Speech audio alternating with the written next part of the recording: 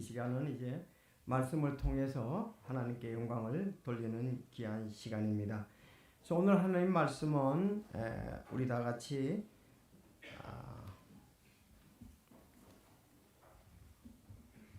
요한복음 4장 20절에서 24절 계속 보시겠습니다. 지난주에 이어서 계속 말씀을 증거하도록 하겠습니다. 요한복음 4장 20절에서 24절까지 말씀입니다. 4장 20절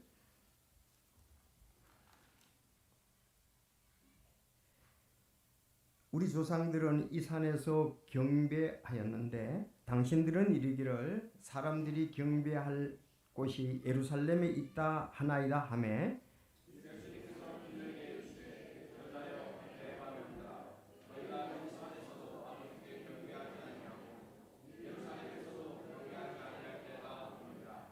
너희는 너희가 알지 못하는 것을 경배하고 우리는 우리가 경배하는 것을 아노니 이는 구원이 유대인들에게서 나기 때문이라.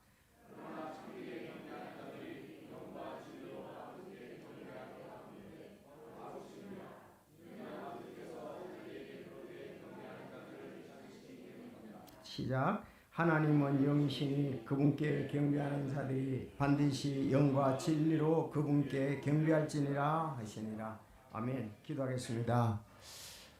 처음에 하나님께서 하늘과 땅을 창조하셨음을 인해서 감사를 드립니다.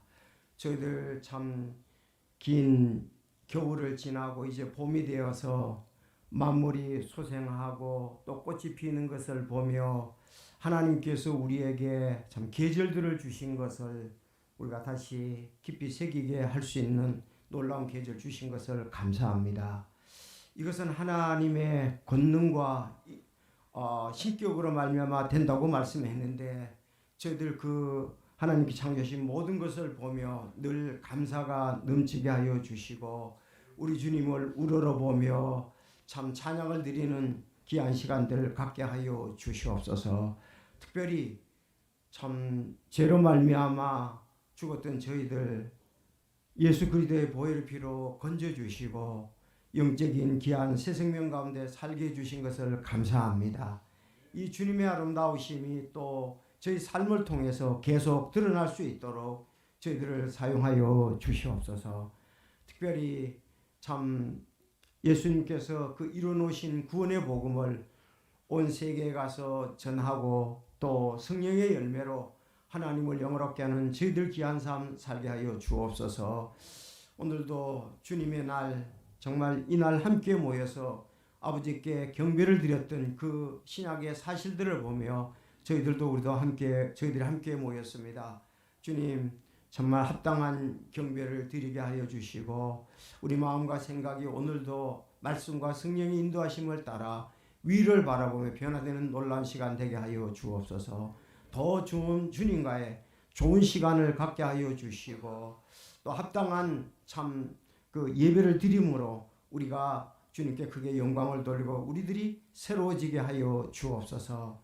참 오늘 특별한 사정으로 해서 나오지 못한 성도들 긍휼히 여기시고 어루만져 주시며 주님의 사랑 가운데 평안함을 얻게 하여 주시고 그도 살아계신 하나님 앞에 살아있는 희생물로 자기 자신들을 그곳에서 드리게 하옵소서. 오늘 말씀 마칠 때까지 도와주시옵소서. 예수님의 이름으로 기도드리옵나이다. 아멘. 구약 성경에서는 하나님께 나아갈 때에 또 하나님을 영화롭게 하는 방법 가운데 하나가 희생 제물을 드리는 겁니다. 제단 위에다가 희생 제물을 드려서 그 피를 보고 하나님께서 그들의 죄를 용서하시고 좋은 관계 속에서 하나님께 영광을 얻던 그런 부분들을 볼 수가 있습니다. 그래서 원래 이 말씀을 하게 된 배경이 아브라함이 제단을 쌓고 희생물을 드리며 하나님께 가나안 땅에 와서 영광을 돌렸고 이집트 갔다가 다시 돌아올 때에도 다시 그 제단을 쌓은 그 위에 희생물을 드림으로 하나님께 영광을 돌렸던 사실을 우리가 보게 되고, 모세의 율법하에서도 이스라엘 백성들이 그 번제단에다가 희생 제물을 드림으로 하나님께 영광을 돌렸던 것을 볼 수가 있습니다. 여러분, 그것은 그림자요 예표임을 잘 압니다. 우리는 바로 희생 제물 대신 예수 그리스도를 통해서 죄 용서받고 하나님께 나가게 되었습니다.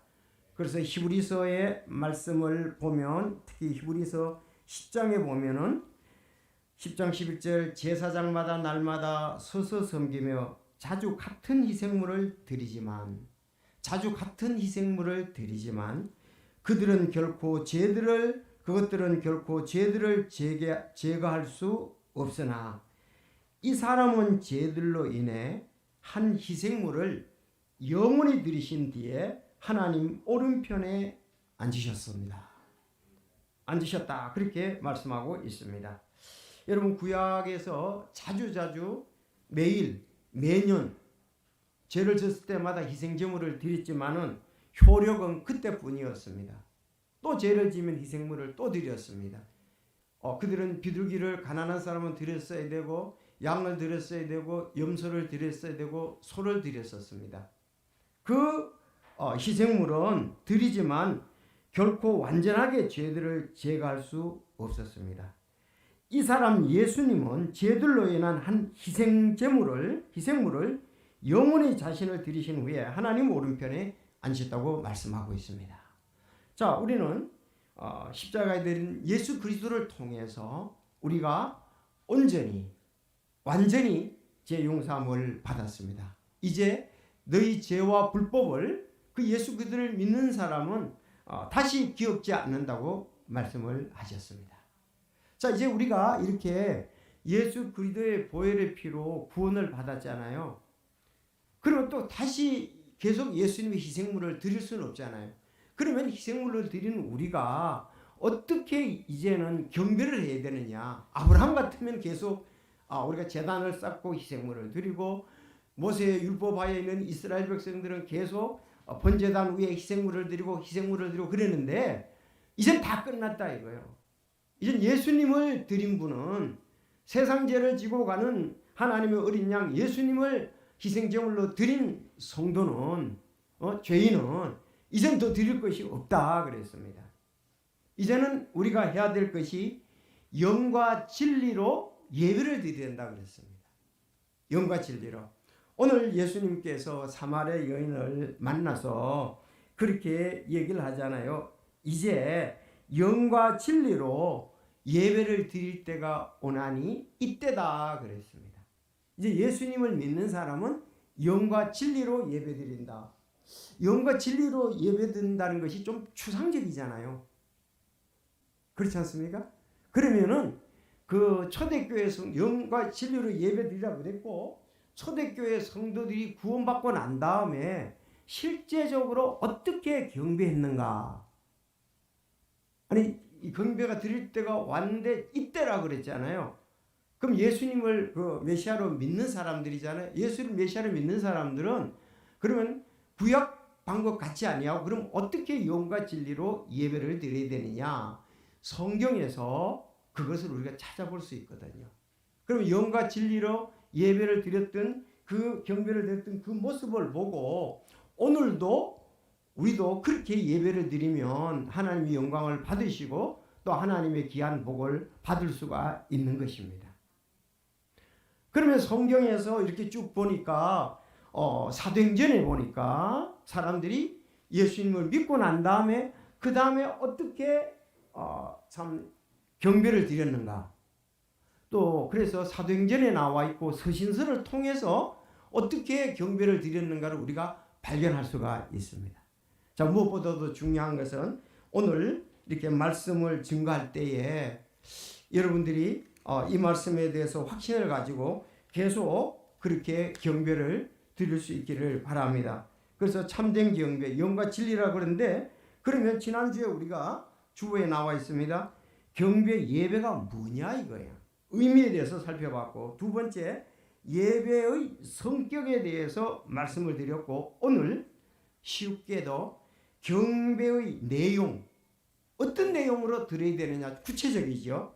그리고 경배하는 날에 대해서 성경에는 말씀하고 있습니다. 오늘 두 가지를 말씀드리겠습니다. 참 신앙생활하는 데서 이게 중요하죠. 많은 사람들이 참된 경배, 참된 예배를 모이기 때문에 오늘 나는 예배 드리고 왔어. 마치 예배 드리는 것이 한 예배한 모습으로서 드리고 나면 오늘 일주일에 한 번 내가 예배를 드렸다고 해서 마음을 푹 놓을 수도 있고 거기에 초점을 맞추는데 그게 아니고 예배 드릴 때의 자세가 중요합니다. 예배의 태도가 중요합니다. 그래야 참된 우린 예배를 드리는 것. 물론 참된 예배는 지금 이 시간에도 중요하지만 모든 생활이 우리의 참된 예배라고 로마서 12장 1, 2절에 말씀하고 있습니다. 자, 그러면 실제적으로 교회에 왔을 때에 교회가 어떻게 참된 경배를 드려야 되는가 우리가 한번 살펴보기를 원합니다. 여러분 이제 참된 경배의 내용에 대해서 잊지 마십시오. 사도행전 2장 41절에서 47절에 보면 거기에 아주 잘 나와 있습니다. 따라합시다. 사도행전 2장 41절부터 47절까지 거기가 참된 경배의 이제 내용이 나오는 구절이고요. 우리가 그러면은 경배의 날에 대해서는 가장 잘된 구절이 시편 118편 22절에서 24절까지입니다. 자, 우리는 이 두 가지를 잘 알고 참된 경배를 드리고 집으로 돌아가야 되는 거예요. 근데 제가 이렇게 경배를 드릴 때 이렇게 생각해 보니까요. 제가 여기서 드리는 거하고 밑에서 드리는 거하고 좀 분위기가 차이가 있더라고요. 그래서 아무래도 우리 마음이 태도가 더 적극적이고 긍정적인 이런 부분들 환경에 우리가 영향도 받는다는 것을 좀 생각하게 되더라고요. 그래서 내가 간절히 사모하는 마음으로 정말 내 자신을 그렇게 드리고자 하는 이런 태도가 있을 때 사실 그것을 맛볼 수가 있거든요. 그러면 오늘 특히 사도행전 2장 40, 41절에 나오고 계속적으로 사도행전에서 나오고 구원받은 사람이 계속 사도행전에 나오잖아요. 그리고 서신서에서 예배에 대해서 어떻게 드려야 될까를 말씀하고 있습니다. 그러면 오늘 신약성경에서 이 지역교회 경배에 대해서 사도행전과 서신서 곳곳에 있는 것을 우리가 찾아서 지침서를 보면 돼요. 그렇게 예배를 드리면 될 것입니다. 자, 오늘 중요한 것이 41절부터 사도행전 2장을 보시겠습니다. 2장 41절부터 47절. 이거 엄청 중요한 거죠. 이 원리를 따라가면 됩니다. 이 방법대로 하면 됩니다. 성도 여러분들 고민하지 마십시오. 아니 교회 가서 참 진실로 어떤 예배를 드려야 되느냐, 참 예배가 뭐냐 질문할 수밖에 없어요. 그때 이 구절로 가시면 됩니다. 그것들을 기도하는 가운데 보시고 여러분 이 방법대로 하시기를 바랍니다. 41절 보십시오. 그때 그의 말을 기쁘게 받아들인 자들이 침례를 받으며 바로 그날 3,000혼 가량이 그들에게 더해졌더라 그랬습니다. 잘 됐죠? 여기에 혼들이 하나님의 말씀, 구약 말씀을 통해서 성령의 역사로 그들이 구원을 받았습니다. 이게 이제 주님과의 처음 관계, 화목한 관계를 가졌잖아요. 죄용서를 받았지 않습니까? 전부 다 이런 이런 경우가 있어야 됩니다. 자, 그때 그의 말은 앞에서 보면 베드로가 전한 구약 성경 말씀이죠. 그렇죠? 말씀을 기쁘게 받아들인 자들이 침례를 받으니 그랬습니다. 억지로 받아들이는 게 아닙니다. 강요해서 받아들이는 것이 아닙니다. 이기적인 마음으로 받아들이는 것이 아니고 기쁘게. 다른 데서는 뭐라 그랬어요? 사도행전 8장 보면 이디오피아 내시에게 네가 진실로 그것을 믿는다면, 그래서 내가 침례를 베풀 수 있다 그랬잖아요. 진실로 해야 되죠. 순수한 마음으로 그 말을 기쁘게 받아들인 자들, 억지로 아니죠. 구원은 절대로 억지로 받을 수가 없습니다. 그가 정말 열린 마음으로 사모하는 마음으로 받지 않는다면 구원받을 수 없어요. 누가가 얘기를 해가지고 받을 수 있는 건 아니잖아요. 강요하면은 그 앞에서는 예 하고 순종할지 모르지만 마음속에는 안 이루어졌다고요. 순수한 마음으로, 진실된 마음으로, 열린 마음이 첫째 중요합니다. 그렇죠? 예, 열린 마음으로. 여러분들 그렇게 구원을 받았습니까? 뭐 옆에 사람이 찔러가지고 나는 뭐 누가가 받으라 그래서 받았다고, 그게 아니고 자기가 진실된 마음으로, 순수한 마음으로 마음을 열고 이 예수 그리스도께서 이루어 놓으신 복음의 말씀을 받아들일 때 영존하는 생명을 얻습니다. 그래서 그의 말을 기쁘게 받아들였다, 그렇게 되어 있습니다. 몇 명이? 3,000명이. 여러분, 이디오피아 내시도 구원받고 난 다음에 어떻게 했습니까?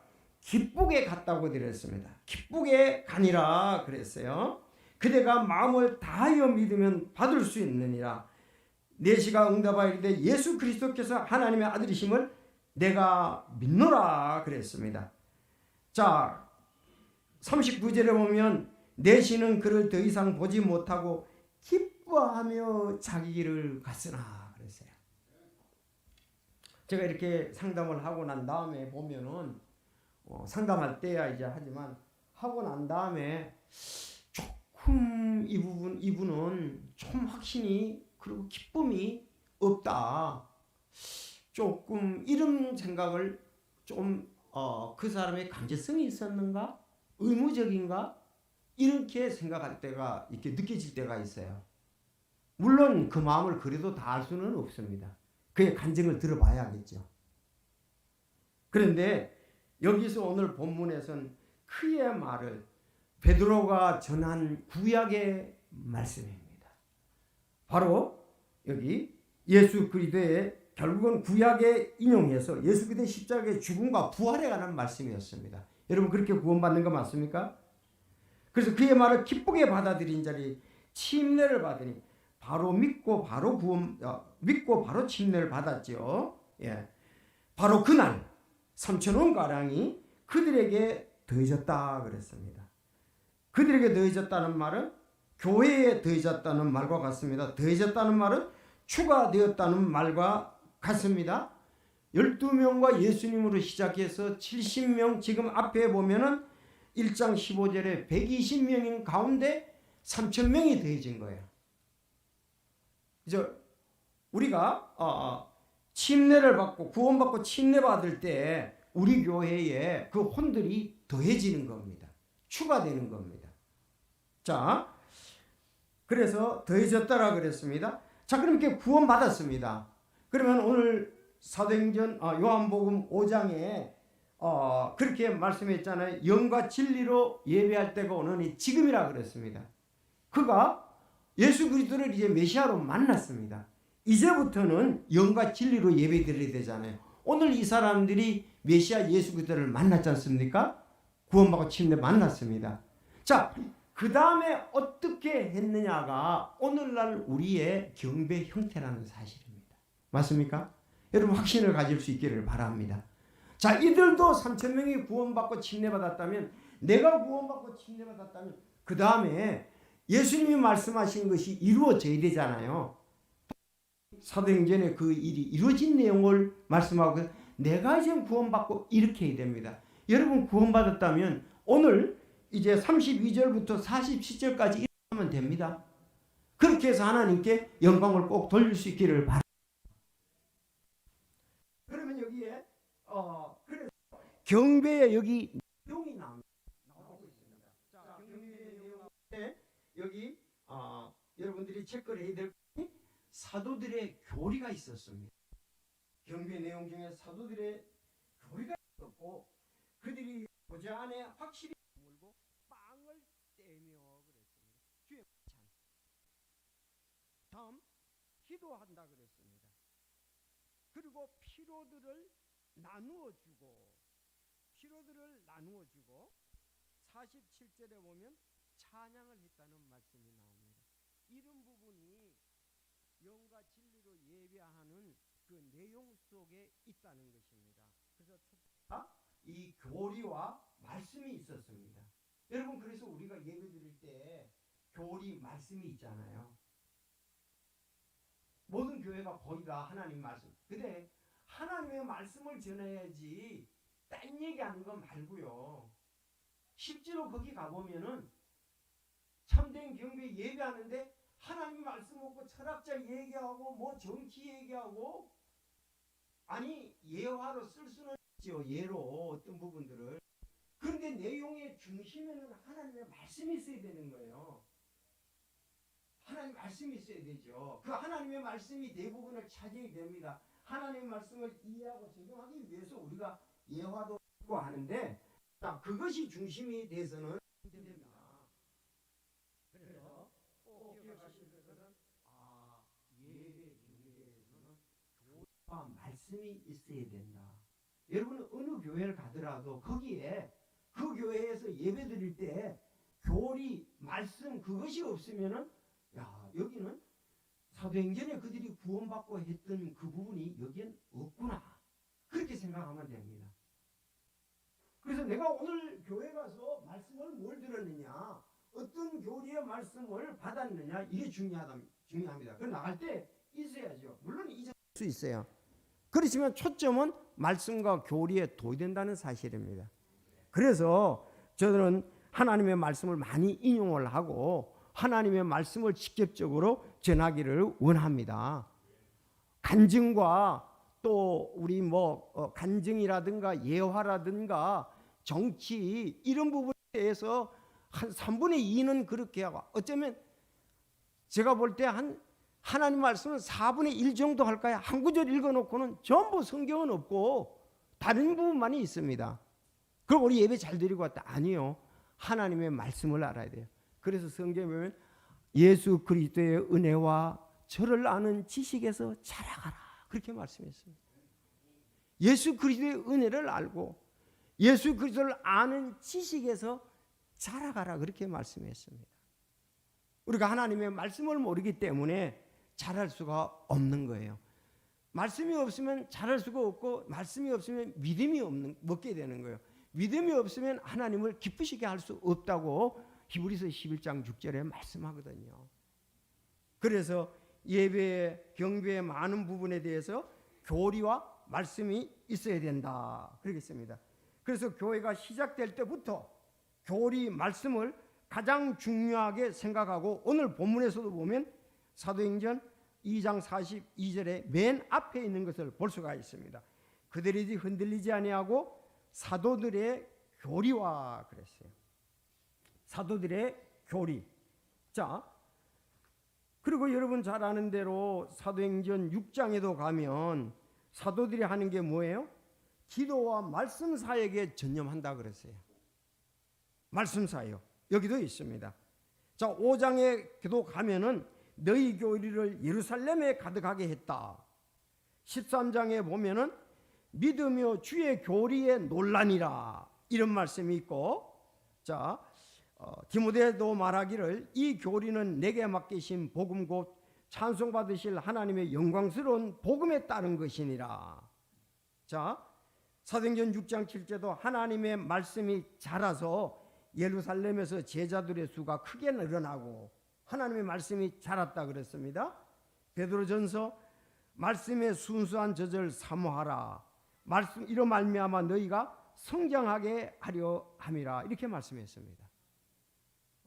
하나님의 말씀, 베드로도 요한도 바울도 교리 말씀에 의해서 자라가야 된다. 그 당시에는 신약 성경이 완성되지 않아서 구약 말씀이 있었겠죠. 구약 말씀. 우리가 성경에 보면 구약이 한 3분의 2 정도 됩니다. 신약이 한 3분의 1 돼요.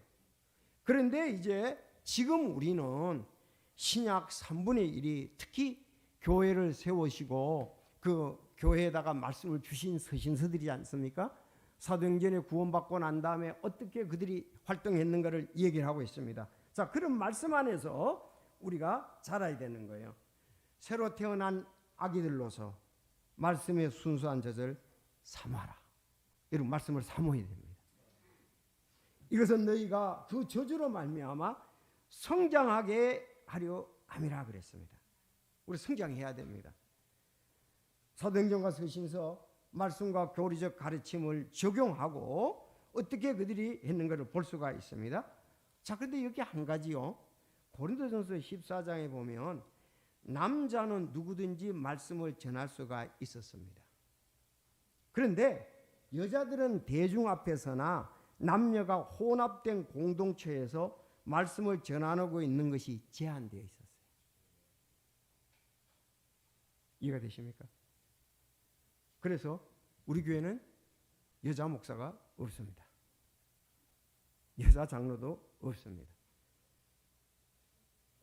그런데 나이 든 여자는 젊은 여자를 가르치라고 디도서 2장 3절에서 5절에 말씀하고 있습니다. 부모가 주일학교 어린이들은 가르칠 수가 있죠. 우리가.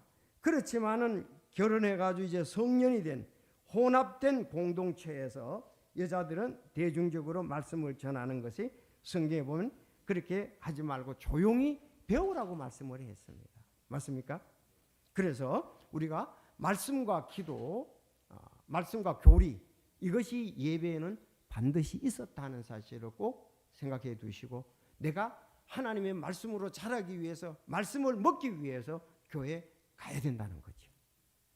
두 번째, 기도입니다. 좀 빨리 나가겠습니다.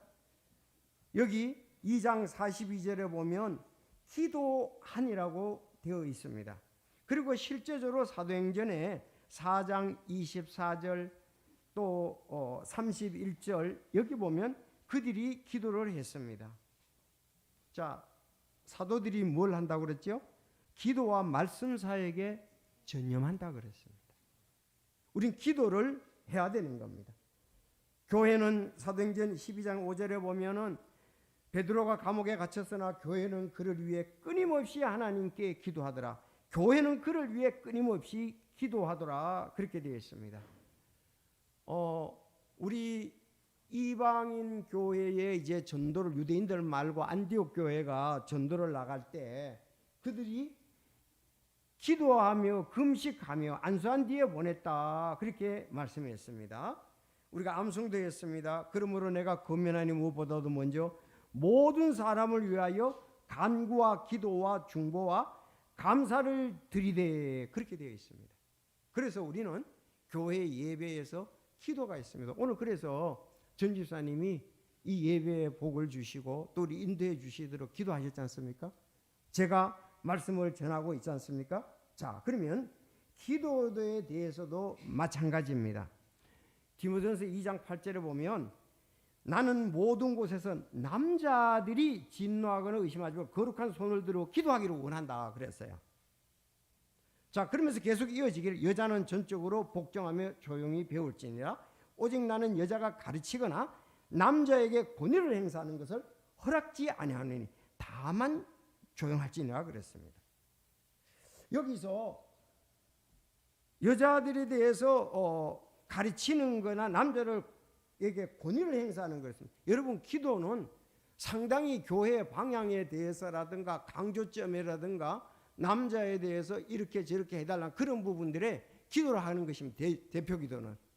그렇기 때문에 우리가 자매들에게 대해서는 남녀가 함께 모인 대표 기도에 대해서 여기 잠잠하게 되는 것입니다.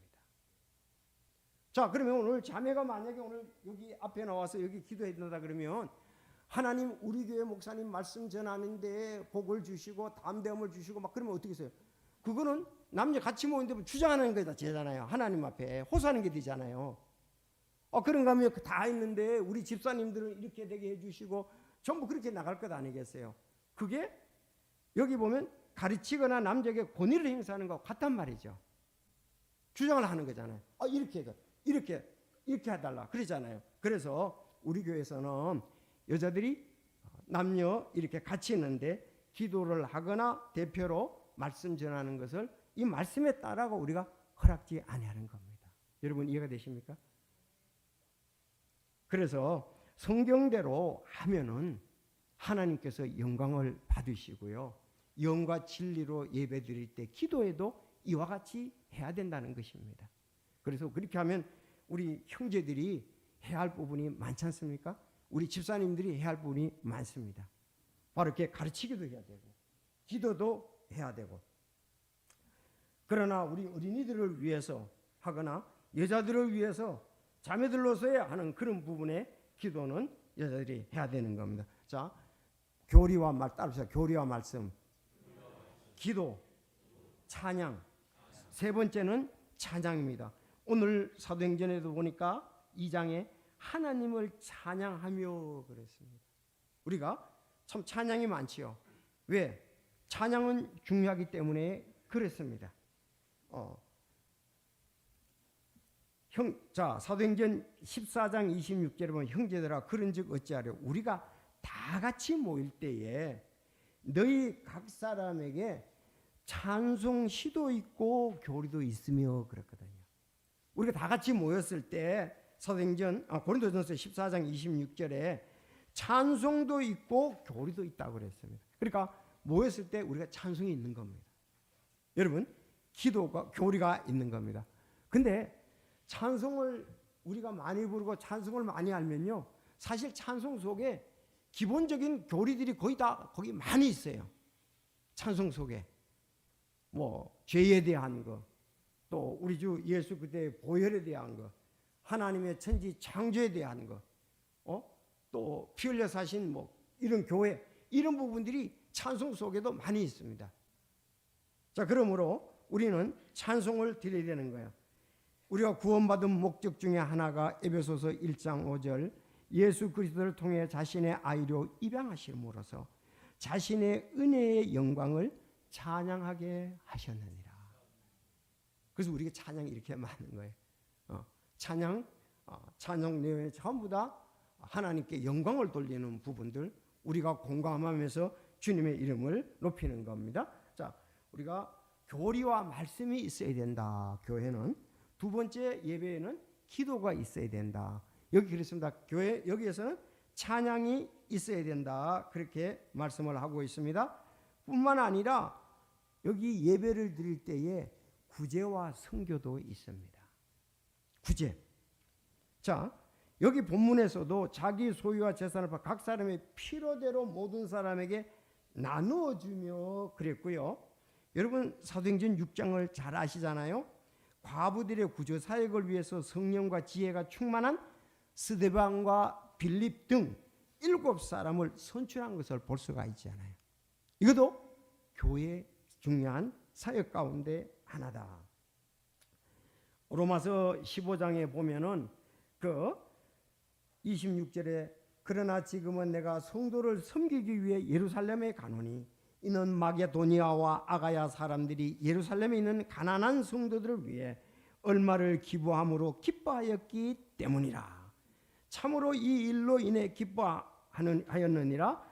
또한 우리는 저들에게 빚진 자들이니 만일 이방인들이 저들의 영적인 것들에 참여한 자가 되었거든 육신의 것들로 저들을 섬기는 것도 그들의 의문이라 그랬습니다. 예루살렘 교회를 통해서 전부 다 그 혜택을 받았잖아요. 예루살렘 교회에 한 3,000명이 구원받고 날마다 더해지고 남자만 5,000명이 구원받고 이렇게 하면 약 한 15,000 정도 기본적으로 생각이 되더라고요. 그들이 정말 희생적으로 복음의 그 예루살렘 교회에 서로 그 오순절에 온 분들을 헬라파 가부요를 도와줬잖아요.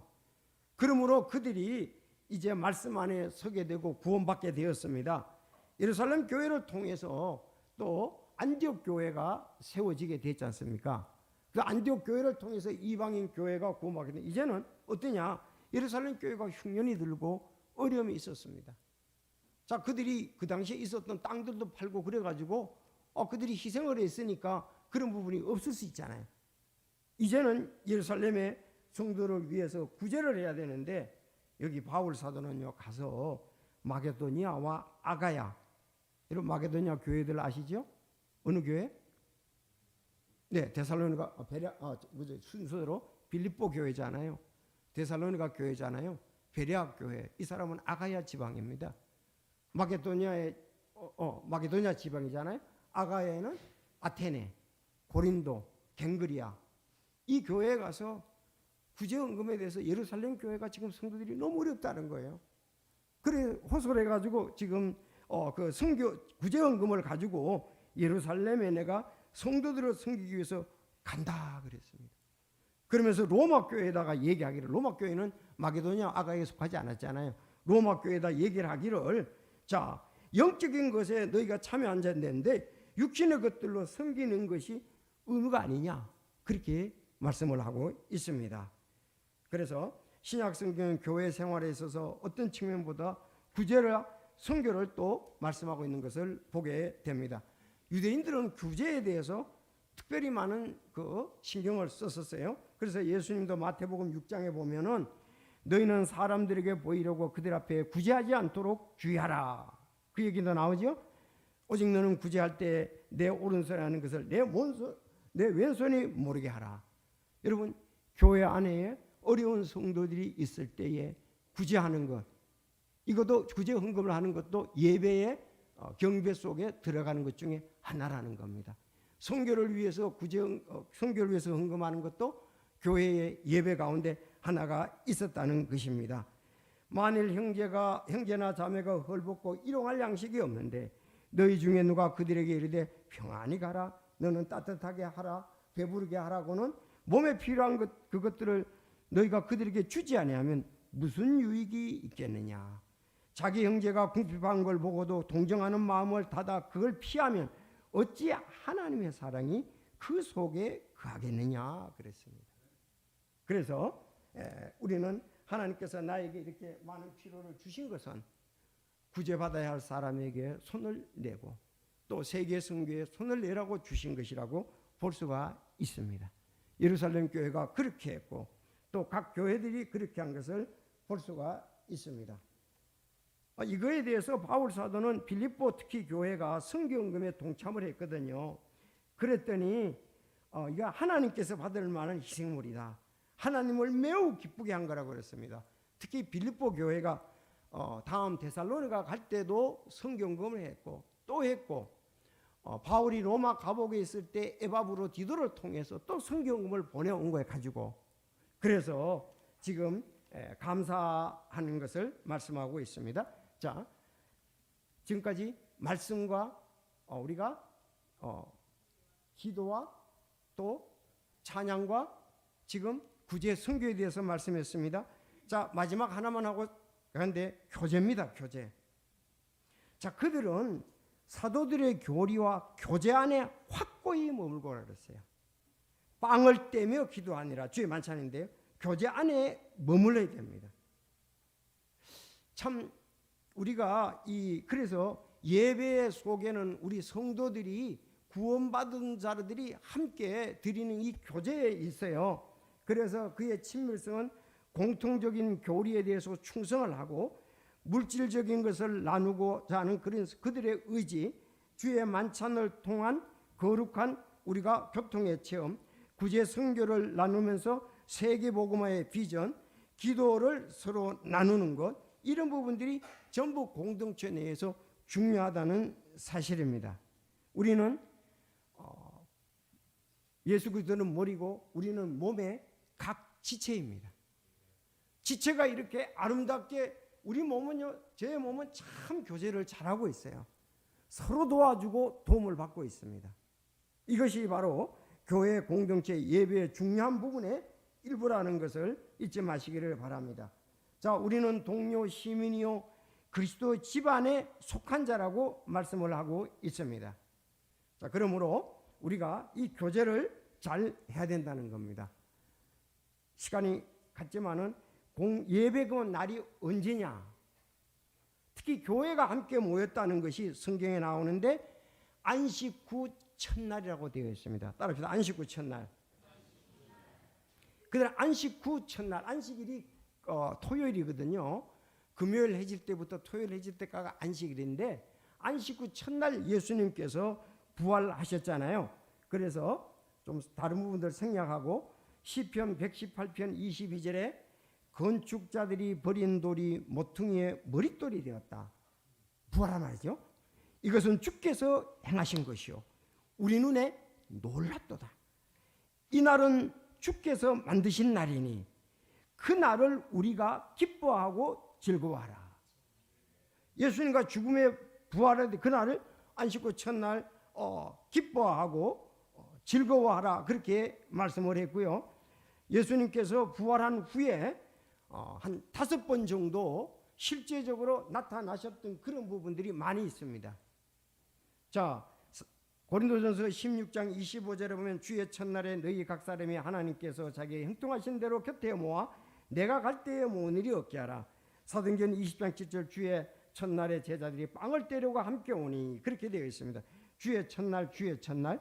자, 이래서 히브리서 10장 25절에 어떤 사람들의 습관과 같이 우리가 함께 모이는 일을 패하지 말고 서로 권면하되 그날이 다가옴을수록 너희가 더욱 그리하자 그랬습니다.